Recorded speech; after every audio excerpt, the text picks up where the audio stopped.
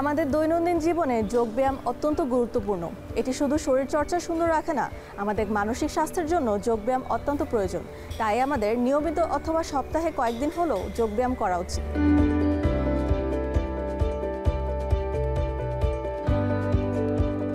যোগব্যায়াম দেহ ও মনের সংযোগ ঘটায় এবং প্রোডাক্টিভিটি বাড়িয়ে দেয়। যোগব্যায়াম সবসময় আমাদের মনকে প্রফুল্ল রাখে। এটা একটা ইনস্ট্যান্ট রেজাল্ট দেয়। আমরা যখনই সকালে উঠে যোগব্যায়াম করি তখন দেখি যে অটোমেটিক আমাদের মধ্যে একটা আলাদা এনার্জি ক্রিয়েট হয় এবং সেই এনার্জির কারণে আমরা সারাদিন থাকি দারুণ প্রফুল্ল।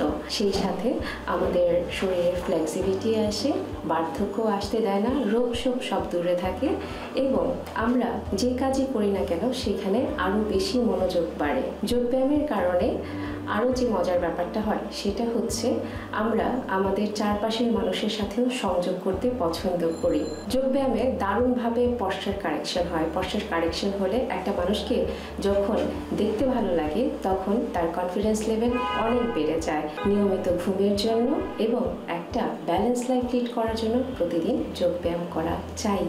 একটা সিক্রেট শেয়ার করি, আমরা আমাদের ফেসের গ্লোর জন্য এবং বিভিন্ন কারেকশনের জন্য অনেক পয়সা খরচ করি। এইসব পয়সা কোনো কিছুই খরচ করার দরকার হয় না যদি আমরা একটু ফেস ইয়োগা করি।